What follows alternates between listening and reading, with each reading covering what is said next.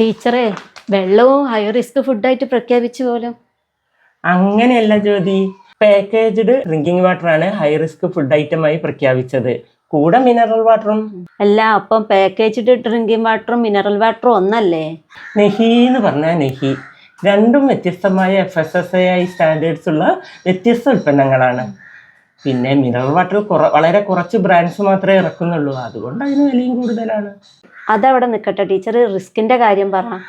ഈ mineral water വരെ high risk ആണെങ്കിൽ പിന്നെ കോർപ്പറേഷൻ വെള്ളത്തിന്റെ കഥ എന്താ? ജ്യോതി, നീ മനസ്സിലാക്കിയ പോലെ റിസ്ക് എന്നാൽ മോശമാണെന്നോ ഹാനികരമാണെന്നോ അല്ല. പിന്നെ ഈ ഉൽപ്പന്നങ്ങളെ വളരെ സൂക്ഷ്മതയോടെ കൈകാര്യം ചെയ്യേണ്ട ഉൽപ്പന്നങ്ങളാണ് എന്നാണ്.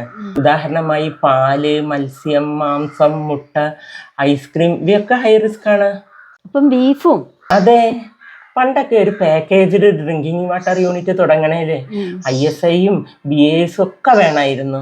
ഇനിയിപ്പോൾ അതിൻ്റെ ആവശ്യമില്ല. FSSAI തന്നെ ഏകകേന്ദ്രമായി അവരുടെ വാർഷിക ഓഡിറ്റിലൂടെയും പരിശോധനകളിലൂടെയും ഇതൊക്കെ മോണിറ്റർ ചെയ്യുന്നു. മനസ്സിലായോ?